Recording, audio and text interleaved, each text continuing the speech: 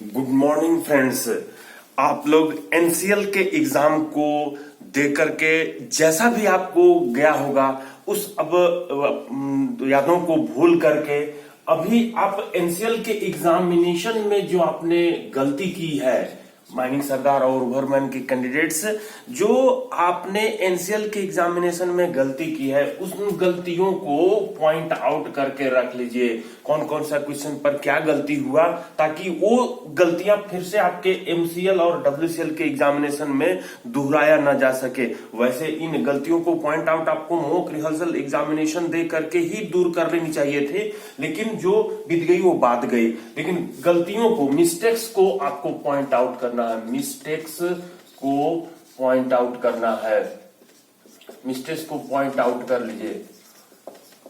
और आज से मैं एमसीएल और डब्ल्यूसीएल के जो माइनिंग सरदार ओवरमैन की जो एग्जामिनेशन होने वाली है, जो संभवतः फरवरी महीना में आपकी निश्चित है कि एमसीएल का एग्जामिनेशन होना है, और डब्ल्यूसीएल के एग्जामिनेशन अब देखिए मार्च या अप्रैल में होती है। लेकिन एमसीएल के एग्जामिनेशन के लिए, माइनिंग सरदार के लिए जो सिलेबस दी गई है उस सिलेबस की चर्चा करते हुए, उसके कंटेंट्स को पढ़ते हुए, और जो विगत वर्ष में जो एग्जामिनेशन के जो पेपर्स हैं उसको सॉल्व करते हुए आगे बढ़ेंगे फ्रेंड्स। तो मिश्रा सर माइनिंग क्लास की जो यूट्यूब चैनल है उसको लाइक करते हुए शेयर कीजिए, और शेयर करते हुए जो है फ्रेंड्स को सब्सक्राइब करने के लिए बोलिए, और खुद भी सब्सक्राइब कर दीजिए फ्रेंड्स। और जो कंटेंट्स आपको पढ़नी हो, डाउट हो, उसको कमेंट बॉक्स में कमेंट में दिखिए। तो चलिए हम लोग सिलेबस पर आते हैं, जो कि आपके माइनिंग एमसीएल और डब्ल्यूसीएल के सिलेबस में जिक्र की गई है। किसके लिए? आज की क्लास में हम लोग जो है माइनिंग सरदार की सिलेबस पर चर्चा करते हैं। सिलेबस पर चलिए आते हैं, माइनिंग सरदार के सिलेबस पर मैं स्क्रीन शेयर कर रहा हूं और आप उसके साथ समझने का प्रयास कीजिए क्या क्या पढ़ना है आने वाले क्लासेस में, और साथ ही आपके एग्जामिनेशन में जो है वो पूछी जाएगी फ्रेंड्स। तो आपके सामने स्क्रीन दिखाई दे रही होगी, जो कि आपका पहला कंटेंट्स जो है सिलेबस के रूप में दिखाई दे रहा होगा। मैं थोड़ा सा और इसको क्लियर विजिबिलिटी के लिए नजदीक कर देता हूं। तो ये सिलेबस है माइनिंग सरदार T&S ग्रेड सी के लिए, जिसमें क्या लिखा हुआ है। पहला तो आपकी जो ये 20 मार्क्स की जो पूछी जानी है जनरल असेसमेंट, जिसमें general knowledge and current affairs रहेंगे, रीजनिंग एंड मैथमेटिकल एबिलिटी रहेगा, अवेयरनेस अबाउट कोल इंडस्ट्रीज रहेगा। तो यहाँ पर आपको कोल इंडस्ट्रीज के बारे में जागरूकता आपको जाननी है, साथ ही मैथमेटिक्स और रीजनिंग के बारे में जाननी है, उसकी एबिलिटी के बारे में, और जनरल नॉलेज और करंट अफेयर्स जो है 20 मार्क्स 20 क्वेश्चन के रहेंगे, 20 मार्क्स 20 क्वेश्चंस के रहेंगे।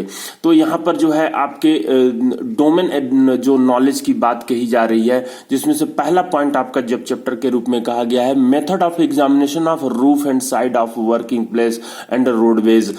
माइनिंग सरदार की एक बहुत बड़ी जिम्मेवारी होती है, जिसमें रोडवेज, जिस रास्ते से लोग आने जाने का काम करते हैं, जो 93 रेगुलेशंस दी हुई है, उस रोडवे का एग्जामिनेशन, साथ ही जो वर्किंग प्लेसेस जो रेगुलेशन में डेफिनेशन दी गई है, उस वर्किंग प्लेसेस का एग्जामिनेशन जो 129 रेगुलेशन के तहत सरदार करते हैं, उनको पढ़ते हुए हम लोगों को आगे बढ़ना है। तो जो भी सिलेबस में दी हुई है उसके जो विगत वर्ष के जो क्वेश्चंस हैं उनको सॉल्व करते हुए, जो स्टैट्यूट रेगुलेशन आदि से, रूल आदि से जो पूछे उससे रिलेटेड कंटेंट रहेंगे उसको हम लोग पढ़ा करेंगे फ्रेंड्स।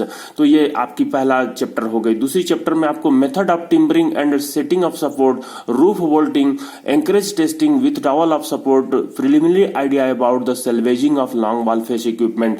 यहाँ पर जो method of timbering and setting of support जो कह रहा है, आपको यहाँ पर सेटिंग ऑफ सपोर्ट जो 124 124 रेगुलेशन में दी गई है, सेटिंग ऑफ सपोर्ट, उस रेगुलेशन को तो पढ़ना ही है। मेथड ऑफ टिम्बरिंग जो कि आपको टिम्बरिंग से जो रिलेटेड, यानी कि सपोर्ट से जो रिलेटेड जितनी भी बातें कही गई हैं, चाहे वो 1, 2, 3 रेगुलेशन में हो, स्कैम्प में हो, या उसके आगे 129 तक की जो बात कही गई है रेगुलेशन में, 123 से 129 तक, उसके सभी कंटेंट्स को मैं कीवर्ड और की नंबर के रूप में आपको बताते जाऊंगा फ्रेंड्स, और आप अपने नोट्स में बनाते जाइए और उसकी तैयारी जम के करिए फ्रेंड्स।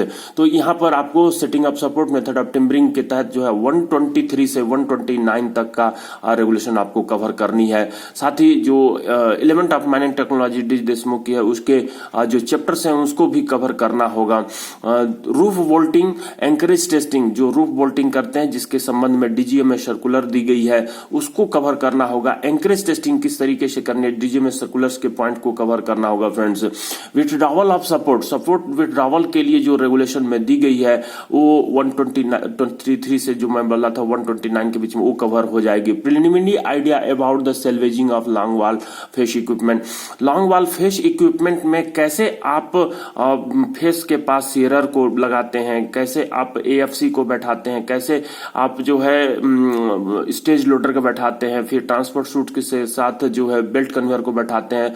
लॉन्ग वॉल फेस में आप कैसे जो है पावर सपोर्ट को बैठाते हैं फ्रेंड्स, और वो पावर सपोर्ट का बैठाने के बाद फेस का जैसे वेव कटता है तो वो कैसे आप उसको फेस की कटिंग के साथ साथ खिसकाते जाते हैं।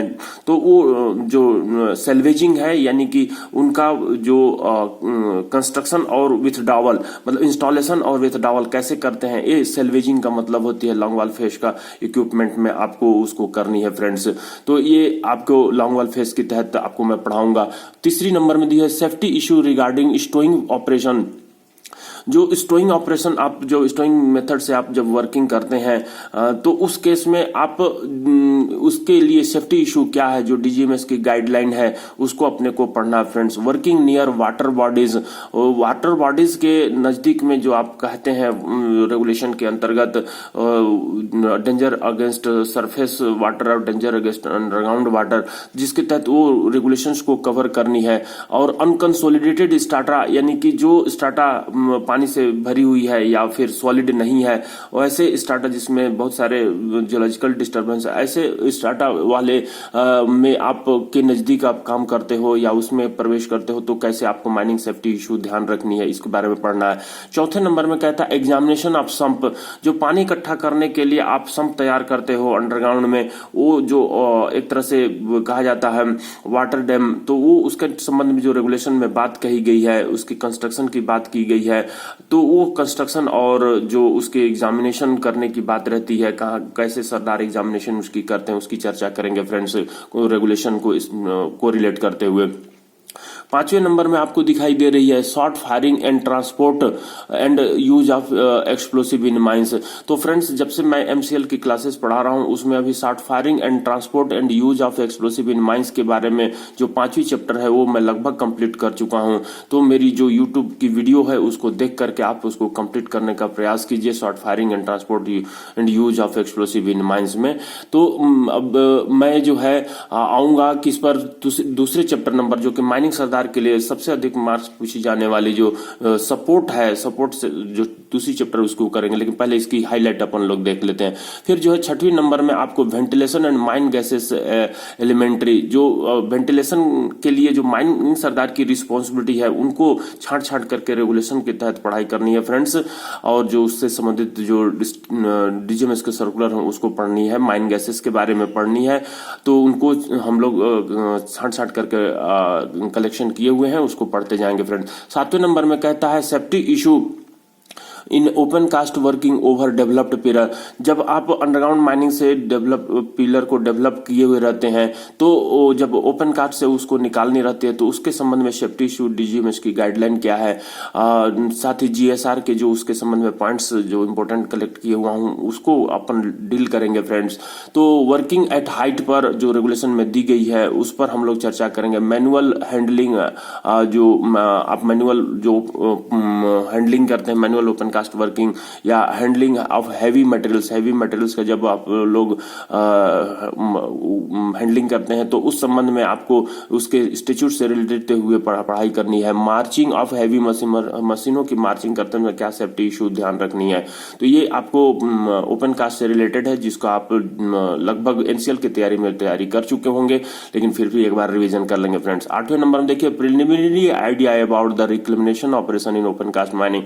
तो रिकमेंडेशन ऑपरेशन में देखे होंगे कि एनसीएल के एग्जामिनेशन में बहुत कुछ पूछी हुई है, 4 से 5 प्रश्न। तो उसमें जो है प्रिलिमिनरी आइडिया, उसके रिकमेंडेशन जो है सैंड का बैक फिलिंग जो आप करते हो, रॉक का जो बैक फिलिंग करते हो डिकोल्ड एरिया में, उसको एक सिस्टम के तहत किया जाता है। उसके ऊपर फिर प्लांटेशन या फ्लोरा और फौना का जनरेशन आप करते हो, तो उसके बारे में हम लोग पढ़ेंगे फ्रेंड्स। साथ ही preliminary understanding about safety management plan, safety management plan की मैं बहुत अच्छी वीडियो आपको अपलोडेड कर चुका हूं। वो उतना वीडियो आपके लिए बहुत ही सफिशियंट है। अगर आप सेफ्टी मैनेजमेंट प्लान हमेशा सर माइनिंग क्लास की जो यूट्यूब चैनल है उसमें अगर आप देख लेते हो तो वो आपके लिए सफिशियंट हो जाती है। 10 नंबर में दिया हुआ है provisions of coal mines regulation 2017 की सभी रेगुलेशंस को पढ़ना नहीं है फ्रेंड्स। बहुत सारे कैंडिडेट बहुत सारे रेगुलेशंस को पढ़ करके गए, जिसके चलते उनकी जो कंफ्यूजिबिलिटी थी वो बहुत ज्यादा बढ़ गई थी। तो इसलिए मैं जो आपको बोलूंगा जितने रेगुलेशन पढ़ने के लिए उतने रेगुलेशन आप छांट करके पढ़ करके जाइएगा friends. Rules and bylaws made under the mines act, जो माइंस रूल 1955 है और जो माइंस वोकेशनल ट्रेनिंग रूल है या फिर रेस्क्यू रूल है, उसमें से मैं केवल छांट करके कुछ ही रूल्स को पढ़ने के लिए बोलूंगा माइनिंग सरदार के कैंडिडेट्स। तो ये माइंस एक्ट 52 के अंतर्गत जो भी आपको सेक्शन दी गई है उसमें कुछ डेफिनेशंस, कुछ सेक्शन को ही पढ़ाई करनी है। Relating to the safety of person employed in the mines in general and the duties of sirdar and shot firer. तो ड्यूटीज ऑफ सरदार और शॉर्ट फायर की ड्यूटी को बहुत अच्छे से एक एक पॉइंट करके देखे होंगे कि आप 10 से 15 प्रश्न पूछे हुए हैं एनसीएल नॉर्दर्न कोलफील्ड के एग्जामिनेशन में। तो आपको उसकी जो जनरल ड्यूटी है उसको पढ़ लेनी होगी फ्रेंड्स, और उसके पॉइंट्स को अच्छे से कवर कर लेंगे। राइटिंग ऑफ रिपोर्ट्स के संबंध में मैं बता चुका था। जो एनसीएल की जो सिलेबस मैं पढ़ा रहा था 1 महीना पहले मैं उसको कंप्लीट किया हूं। तो उसमें 1-1.5 महीना पहले जो है दिया था राइटिंग और फिर से मैं एक बार आपको दे दूंगा फ्रेंड्स। तो चलिए, ये तो रही सिलेबस की बात। मैं अब यहाँ पर आपको जो कहा गया है चैप्टर नंबर 2 को मैं जो है आपको आगे दिखाता हूँ कि क्या उसमें आपको पढ़नी। इस तरह से मैं इंडेक्स भी आपके लिए तैयार करते जा रहा हूँ जो सिलेबस दी गई है एमसीएल माइनिंग सरदार 2023 की जो एग्जामिनेशन होने वाले, जिसमें मैं 5वां चैप्टर एक्सप्लोसिव एंड ब्लास्टिंग या फिर जो कटिंग मैं ऐड कर दिया था उसको मैं पढ़ा चुका हूं। अब यहाँ पर सपोर्ट सिस्टम में जो बताई जा रही है, जिसको रॉक मैकेनिक्स के रूप में भी कहते हैं, उसकी मैं चर्चा करूंगा। तो आज के दिन मैं आपको बताता हूं कि कैसे जो है 1, 2, 3 जो रेगुलेशन कहा गया स्कैम के बारे में बताने जा रहा हूं फ्रेंड्स। ये तो रही आपकी जो शॉर्ट फायरिंग जो चैप्टर है ब्लास्टिंग शॉर्ट फायरिंग, उसकी मैं आप बहुत सारे क्वेश्चंस का कलेक्शन करके रखा हूं।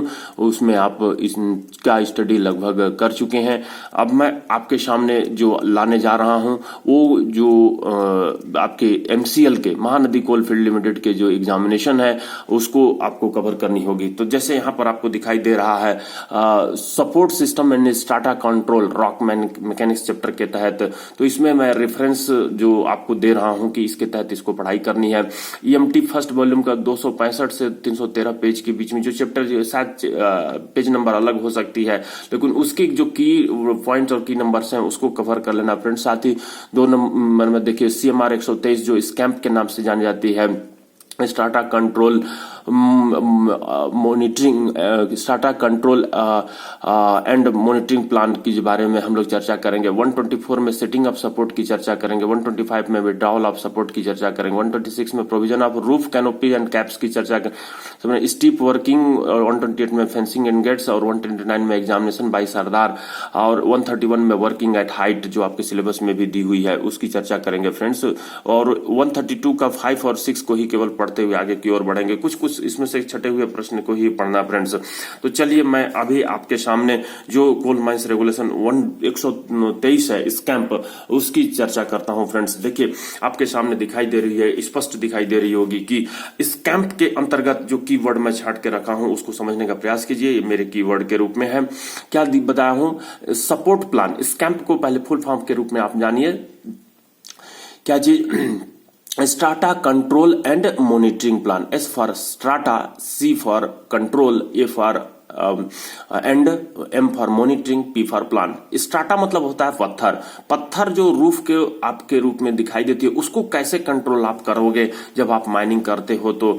एंड मॉनिटरिंग, उसका फिर आप मॉनिटरिंग किस तरीके से करोगे उसका प्लानिंग इसमें करना रहता है फ्रेंड्स, इस सपोर्ट प्लान के तहत, जिसको हम लोग शॉर्टकट में सपोर्ट प्लान कहते थे और जो पहले की रेगुलेशन में बताई हुई थी कि ये जो है SSR सिस्टमेटिक सपोर्ट रूल के नाम से 108 रेगुलेशन के नाम से जानी जाती थी। अब आपके सामने 123 के तहत इसको जानी है। कुछ रेगुलेशंस भी, नंबर भी जो कॉमन रेगुलेशंस है उनको भी आपको ध्यान में रखनी है फ्रेंड्स, जो आपको से डायरेक्ट रिलेटेड है, जो आपकी ड्यूटी से डायरेक्ट रिलेटेड होगी। तो यहां पर आपको देखिए पहला नंबर जो आपको 1 का ए कहा हुआ है, पहला वर्ड है प्रिपेयर, दूसरा वर्ड है फार्मुलेट, तीसरा वर्ड है इंप्लीमेंट, चौथा वर्ड है रिवाइज्ड। ये जो 4 काम है किसके बारे में, स्कैम्प के बारे में। स्कैम्प को तैयार कौन करेगा, फार्मुलेट कौन करेगा, इंप्लीमेंट कौन करेगा, रिवाइज्ड कौन करेगा, ये आपके रेगुलेशन में दिया हुआ है कि ऑनर एजेंट मैनेजर करेंगे। जिस पर प्रश्न बनती है फ्रेंड्स, मैं आपको दिखाऊंगा कि पिछले वर्ष में इसके प्रश्न जो है MCL और WCL के एग्जामिनेशन में पूछे गए हैं। तो ऑनर एजेंट मैनेजर तैयार करते हैं बेस्ड ऑन, किस आधार पर ये तैयार करते हैं, तो साइंटिफिक स्टडी। यहां पर साइंटिफिक स्टडी का मतलब समझना होगा फ्रेंड्स, जो हम लोग के रूफ रॉक होते हैं उसका सैंपल लेकर के हम लोग जो लेबोरेटरी है, विश्वसनीय लेबोरेटरी है, भारत के जो माने जाने, इंडिया के जो माने जाने रिप्यूटेड जो लेबोरेटरी है उनके पास भेजते हैं और वो जो है उस सैंपल का एनालिसिस करके उस रॉक के अंदर क्या क्या है वो हमको बताते हैं, वही कहलाती है साइंटिफिक स्टडी फ्रेंड्स।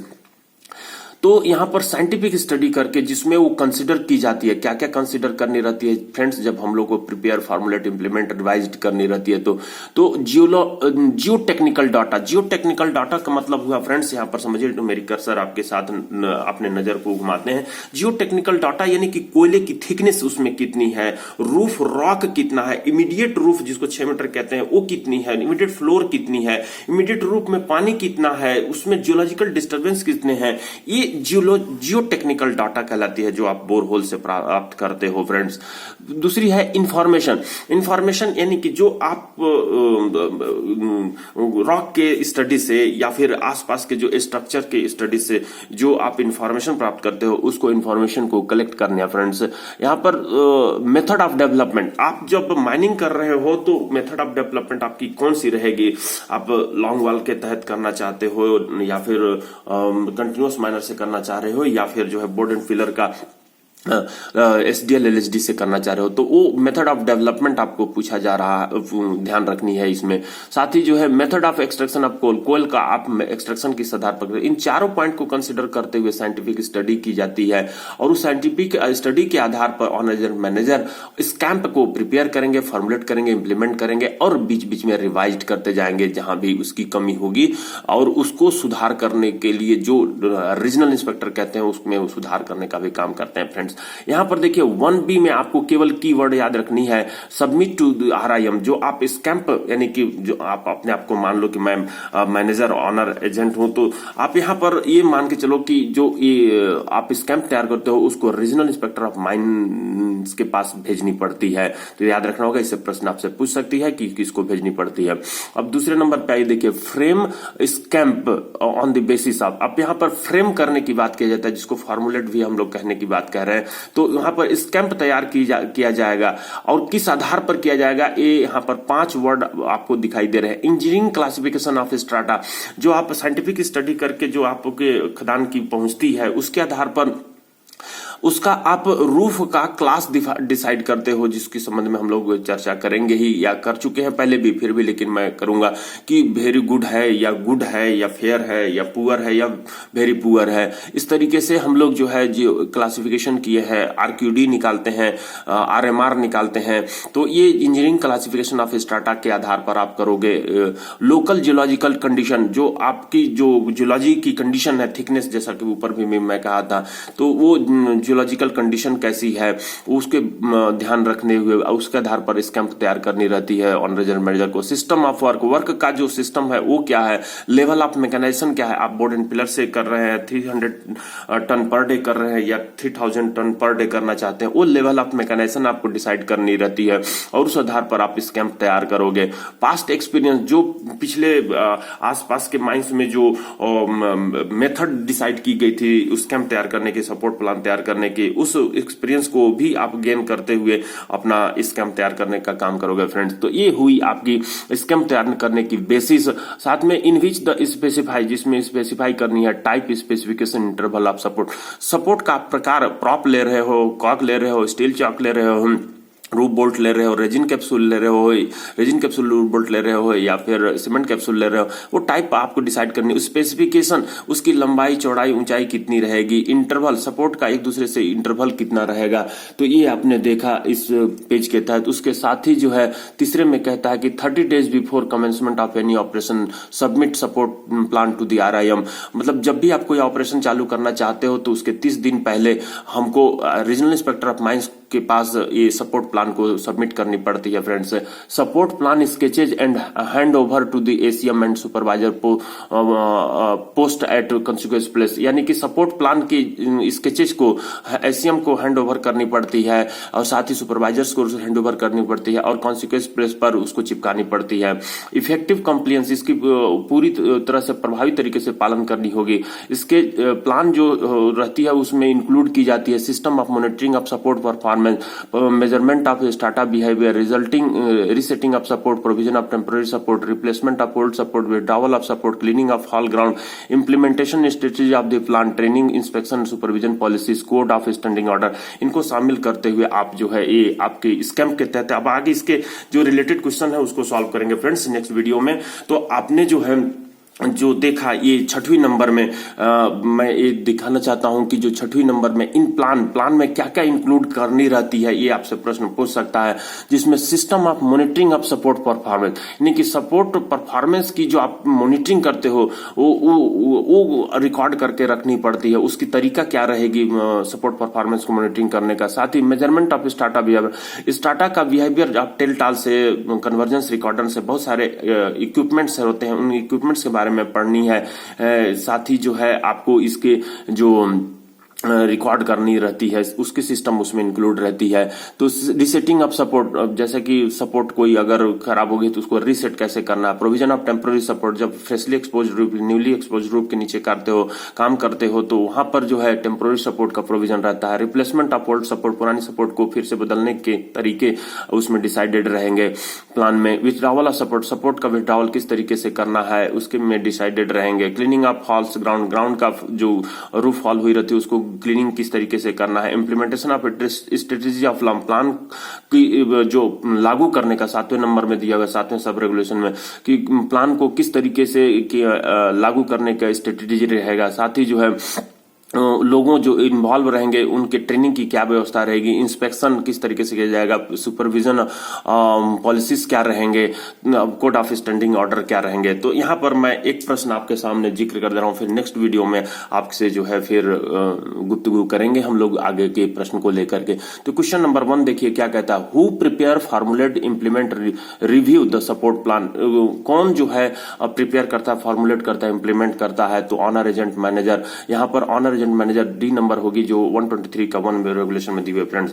तो चलिए फिर अभी यहीं पर विराम लेते हैं। मिसा सर माइनिंग क्लास की जो यूट्यूब चैनल है उसको सब्सक्राइब करते हुए पूरी वीडियो को देखिए, पूरी वीडियो देखिएगा, एंड तक देखिएगा। जैसे जैसे क्लासेस आगे बढ़ते जा रही है तो आप डेफिनेट है कि MCL के एग्जामिनेशन में ही पास करके अपनी सीट को बुक कर लेंगे फ्रेंड्स।